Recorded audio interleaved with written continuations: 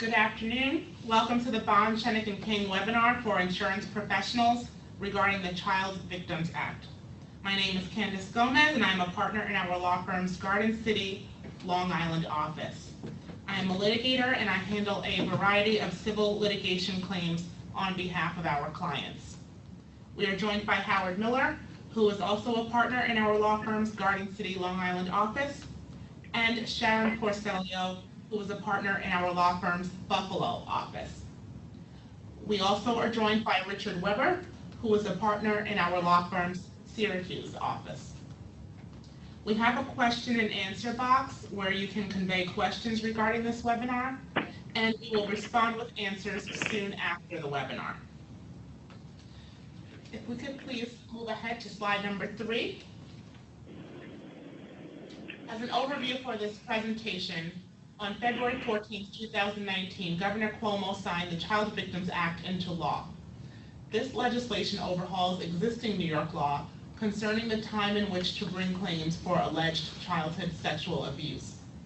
It is anticipated that this new law may spur a significant number of lawsuits against entities such as schools, churches, and youth organizations. At this time, I will turn it over to Rick Weber in our Syracuse office to discuss the legal landscape prior to the new law. Thank you, Candace. My name is Rick Weber. I am a trial attorney based in our firm's Syracuse, New York office. I have 20 years of experience handling complex tort claims, including insurance defense cases, and specialized insurance defense cases, such as lead paint cases and some product liability claims. What I'm going to be talking about this afternoon is the background on the legal landscape of statutes of limitations and other constructs prior to the enactment of the Child Victims Act. As I'm sure you already know, any civil claim or criminal charge is subject to something known as a statute of limitations, and that's a defined period in which a particular claim must be brought.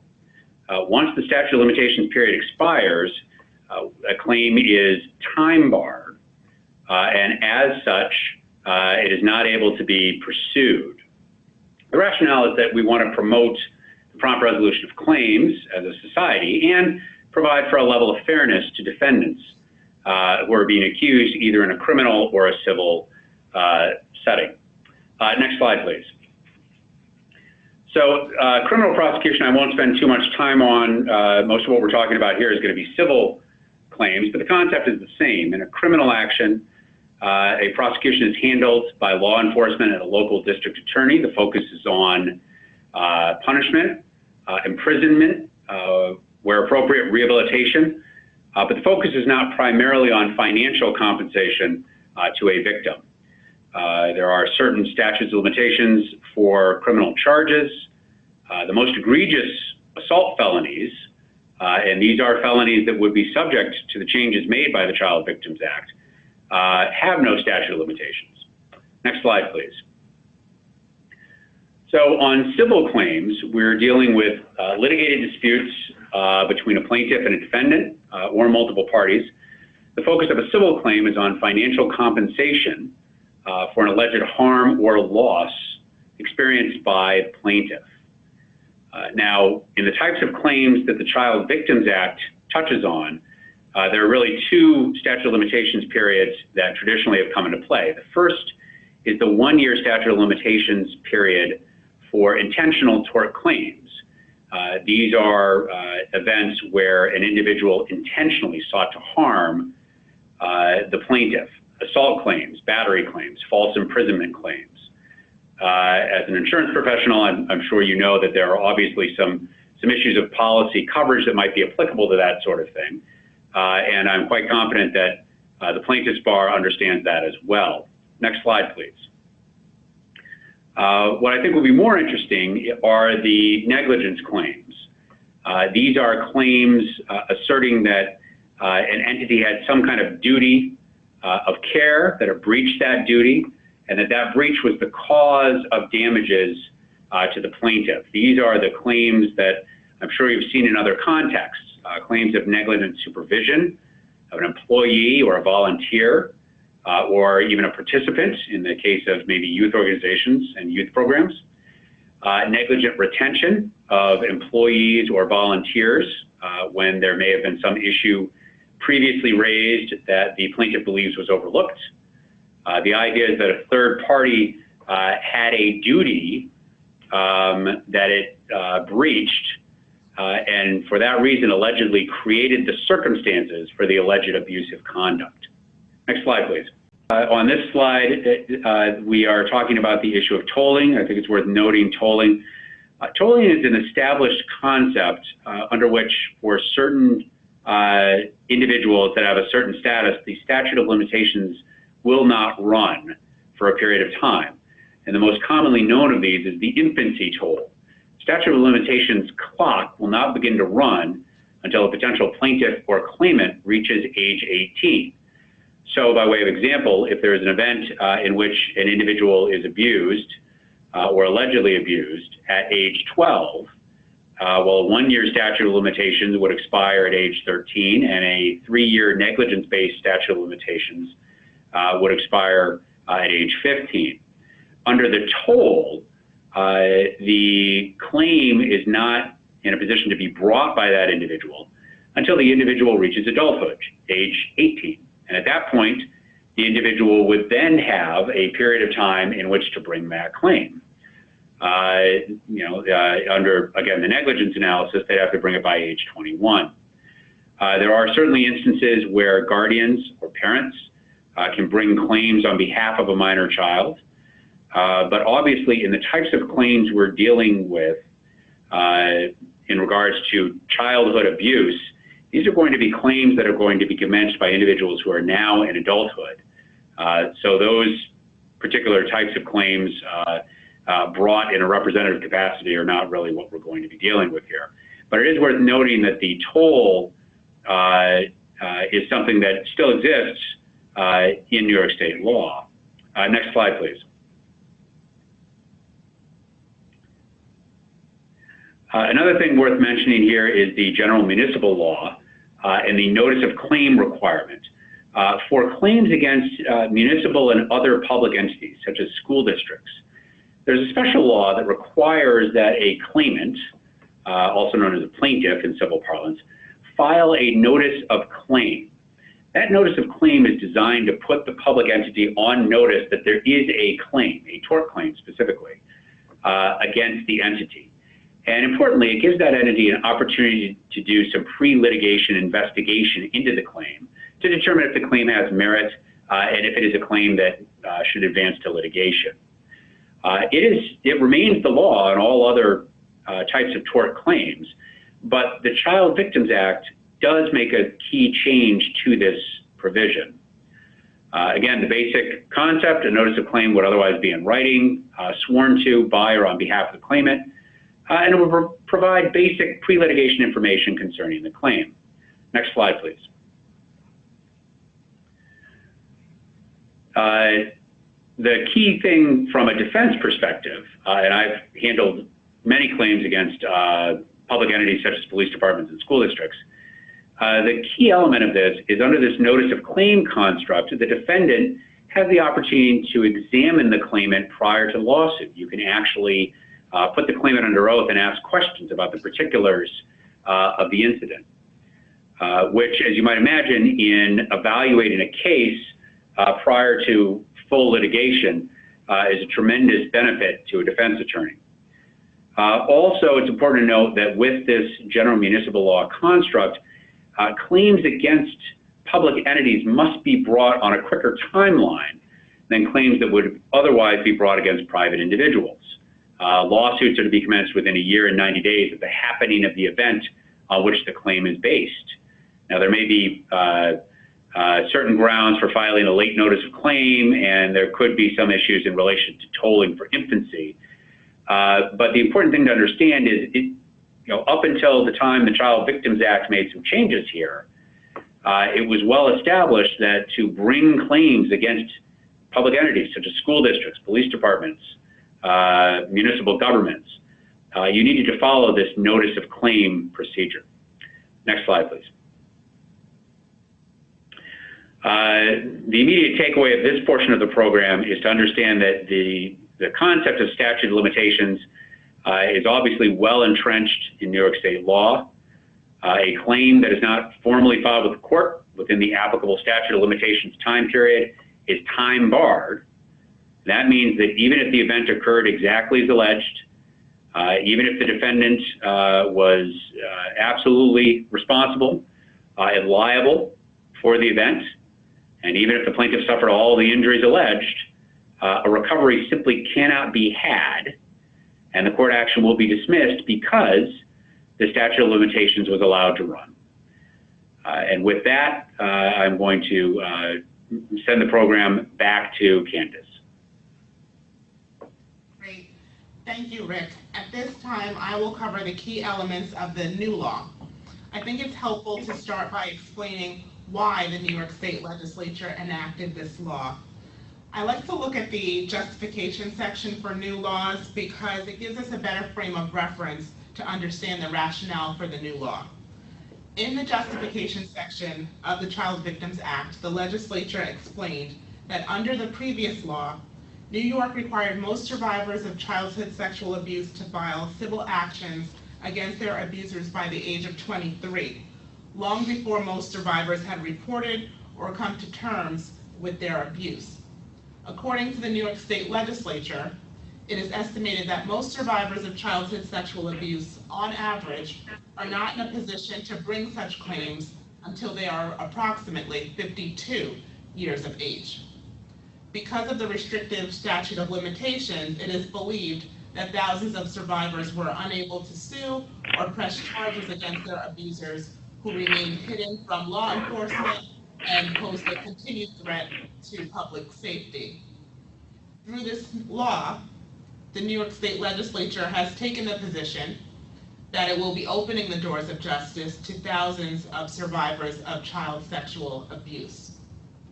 So if we take the legislature's proposition to be true, then certainly we can use that to anticipate that there will be a number of claims that result from this new law. And some of the key elements that we want to focus on are the increase to the period of time during which perpetrators may be subject to criminal prosecution.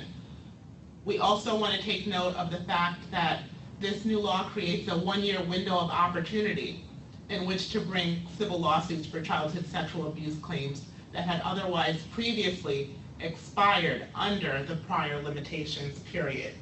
So for example, if a student was the victim of childhood sexual abuse by a teacher 40 years ago, the window of opportunity under this new law would allow the student to bring a civil claim against the school if the school was somehow liable for the alleged abuse. This window of opportunity applies to all claims regardless of when the alleged abuse occurred.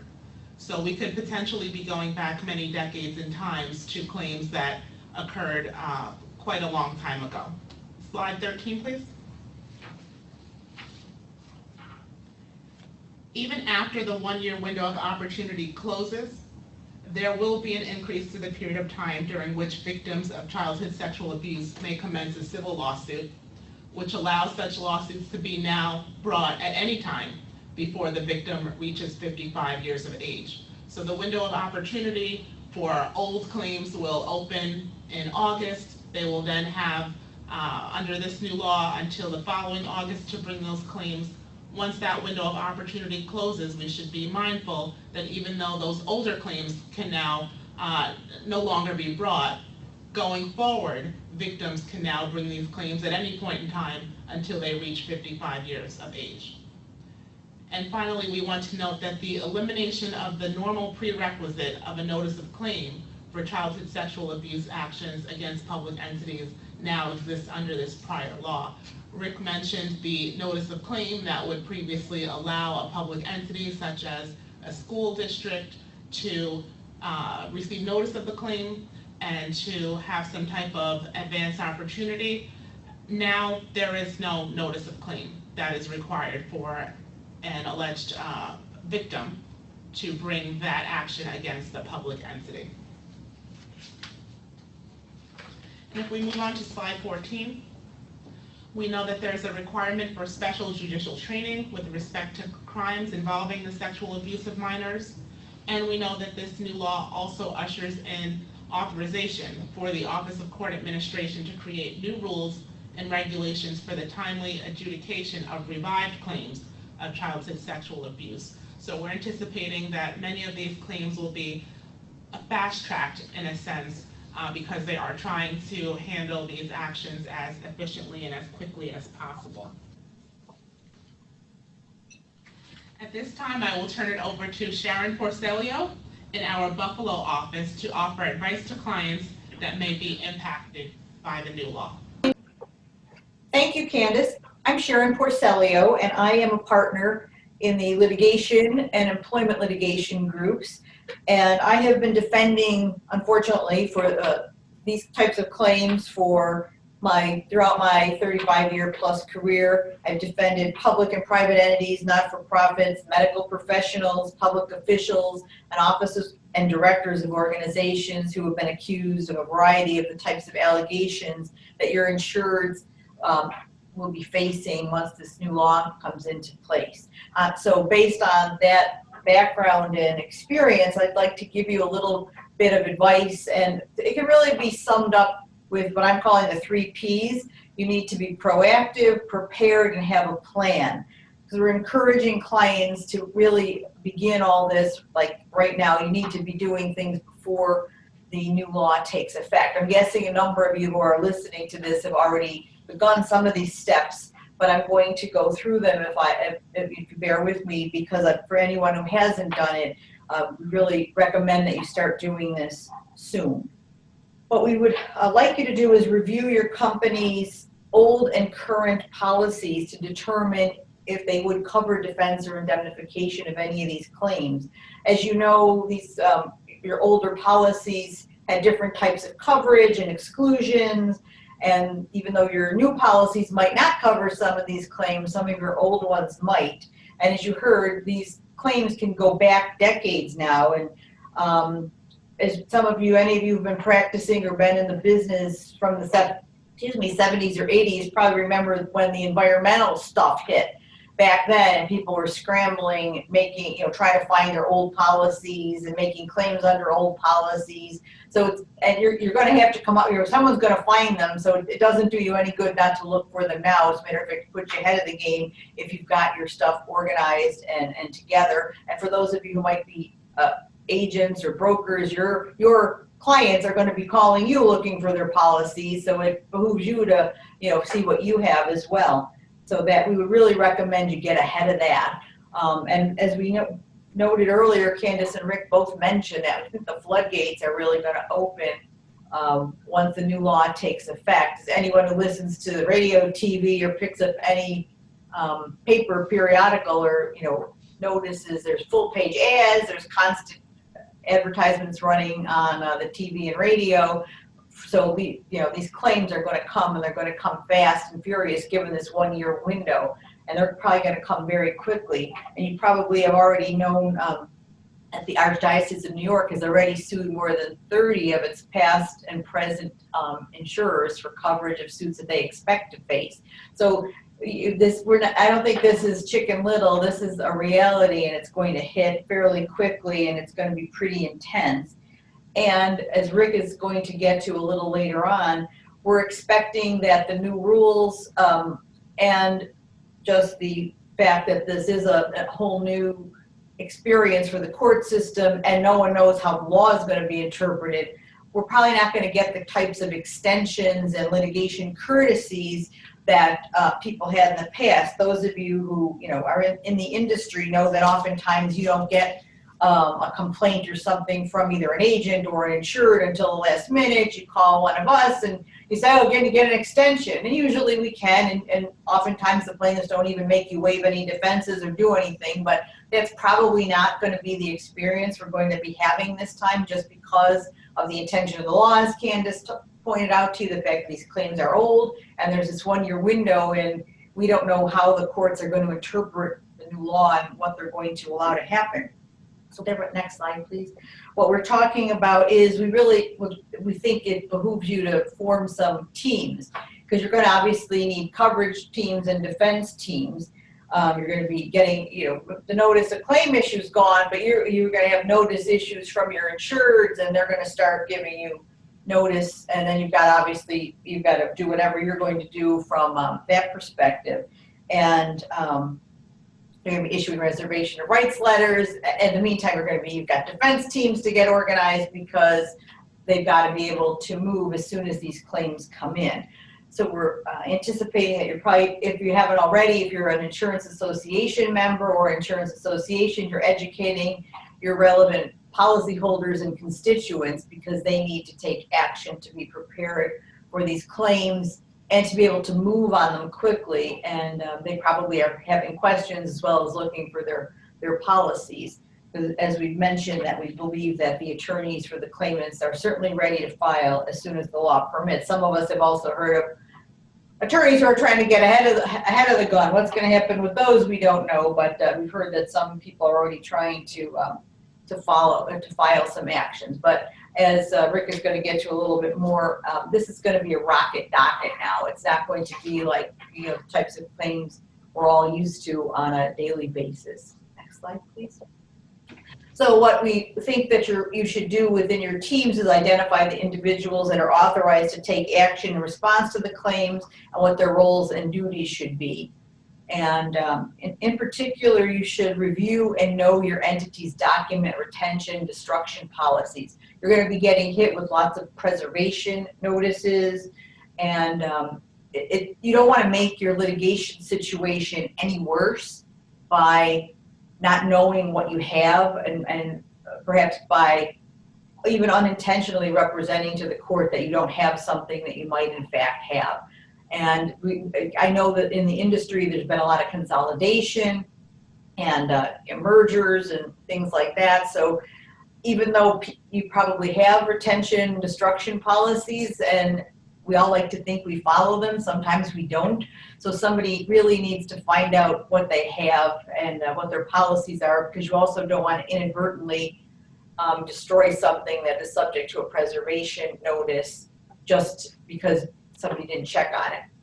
So we would also finally recommend that you have prompt engagement of counsel to assess these claims and questions.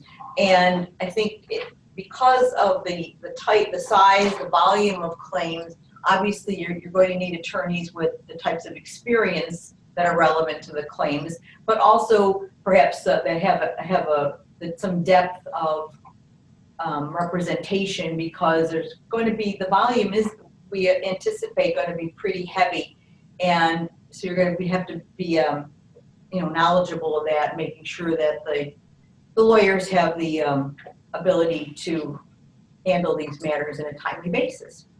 So on that, thank you, and I'm going to send you over to Howard.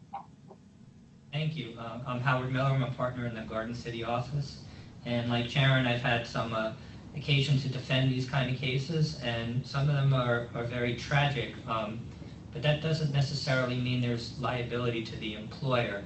And although this new law extends the statute of limitations, it's not an automatic liability statute. The same defenses that existed before the law are still going to be in place. And what are those defenses?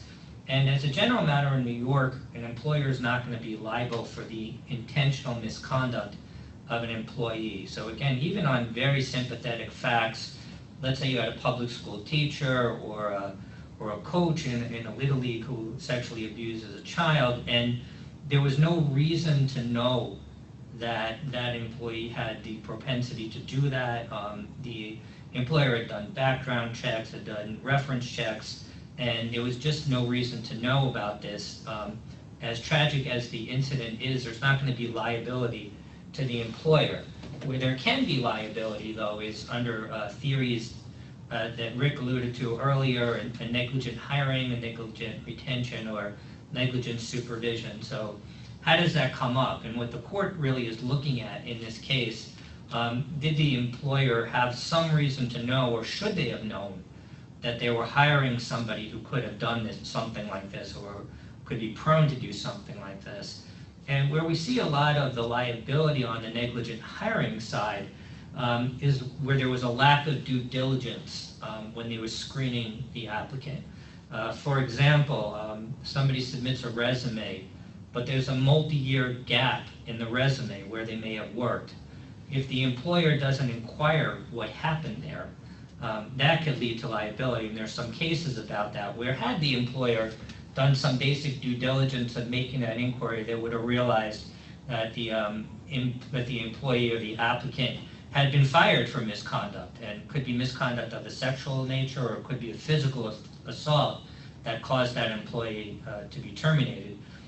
We recently had a client that somewhat dodged a bullet in this regard. They were about to hire a school psychologist, and this was a public school, and somebody did notice the resume gap.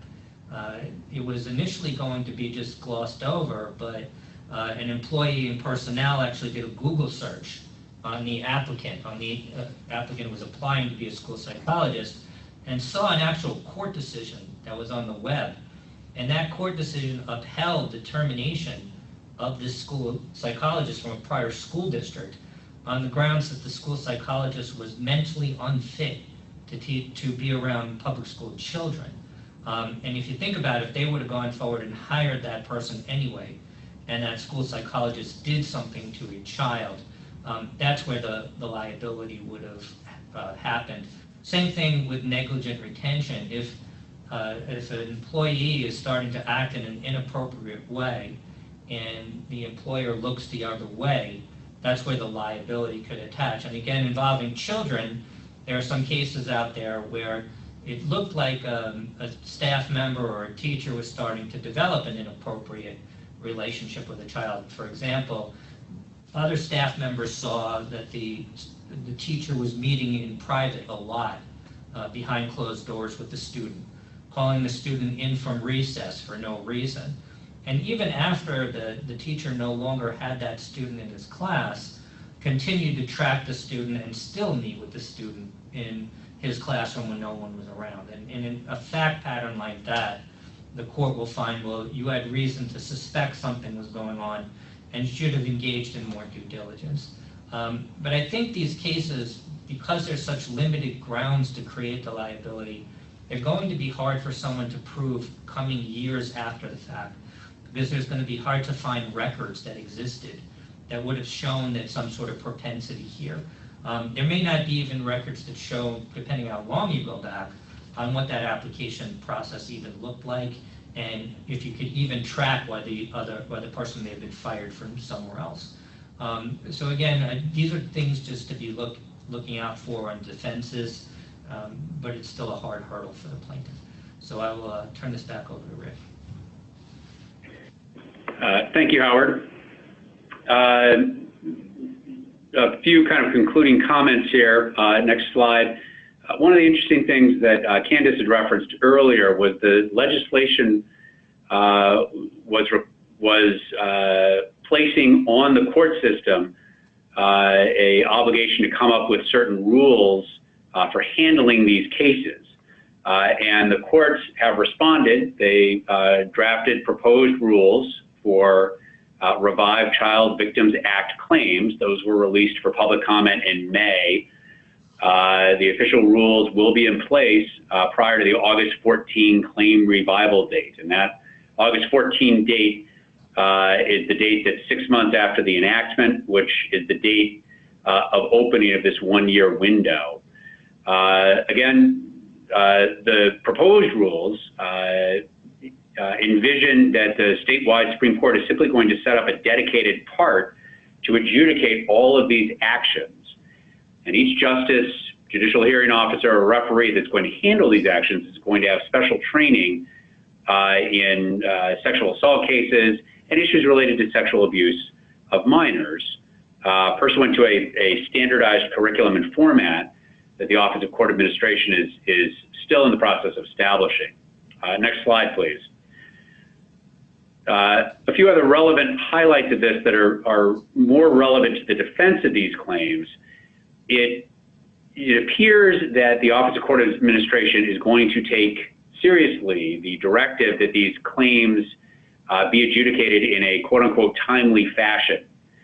So, for example, it is envisioned that there will be a discovery period of 6 months. Now, that sounds like a lengthy period of time, but if you have experience, especially in insurance defense cases, you'll know that quite often discovery is conducted by the attorneys without direct court supervision or intervention, and it moves more or less collaboratively on a path. And a period of discovery and inaction could easily take a year to 18 months, if not longer.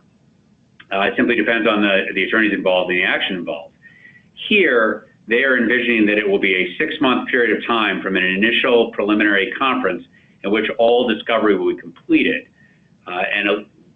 Following on one of Sharon's points, that obviously is going to put pressure on plaintiff's counsel when it comes to the normal practice of granting extensions of time and kind of that comity between attorneys for the plaintiffs and attorneys for the defendants. Another example is this aspirational goal of a trial within 60 days of the filing of a trial note of issue. In our Supreme Court practice, once all the pretrial discovery is completed, a trial note of issue is filed, and that shifts the case onto the trial calendar and creates a scenario where the case is now ready to be assigned a trial date. And if a judge has not previously been assigned, it'll be assigned a judge who will get involved and set the trial date. But oftentimes, it could easily be a 6-month wait between the filing of a trial note of issue and the actual assignment of the case for trial, if not longer. The proposed rules certainly envision that will be accelerated greatly. They envision that a judge will already be involved in the process and that within 60 days of filing of the trial note of issue, or if there's been some kind of dispositive motion, such as a motion to dismiss or more likely a motion for summary judgment, within 60 days of the disposition of that motion. So much quicker in timeline than what we would normally see in other cases. And this is, in fact, a change that's more aggressive. It really is going to, I think, create a situation where you're going to want to ensure that the attorneys who are representing who are insured are able to handle a large case volume and move those cases efficiently with tight discovery and case deadlines. So next slide, please. There are a variety of ways that bond can help.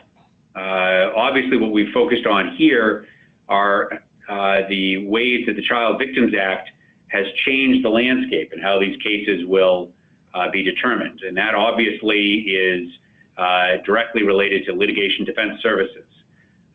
We have over 250 lawyers. We have 220 lawyers in 8 offices that span New York State, from Buffalo through all the upstate cities down out to Long Island.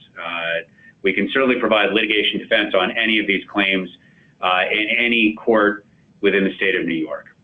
But also we can provide pre-litigation consultation. These would concern matters such as document preservation and other issues that might relate to the claims that are coming down the pike and how to manage that anticipated caseload. Finally, we can certainly be involved in investigation of potential revived claims that may not be put into suit yet. This is a 1-year window that's being opened, but it is worth noting that under the Child Victims Act, there will be a new statute of limitations construct geared towards age 55. So there may be cases that are brought in the future that are not brought immediately at the commencement of this 1-year window that nevertheless you may want to get ahead of and start investigating and start kind of bolstering the defense for now rather than waiting either until the end of the window or until things come along later under the new statute of limitations construct. So we can certainly help with all of those aspects as well. With that, I believe we've reached our last slide in the program. You will see our contact information. It's on the screen. We certainly welcome any inquiries that you have. As Candace mentioned at the outset of the program, there is a question and answer option available to you, and we would certainly invite you to use it. But if you prefer not to, you can certainly contact any of us with any inquiries you might have on the Child Victims Act or how bond can help you on any of these matters. With that, our webinar is now concluded. On behalf of Sharon, Candace, Howard, and our entire team of attorneys and professionals here at Bond, Schoeneck King, I want to thank you for attending this webinar. Thank you.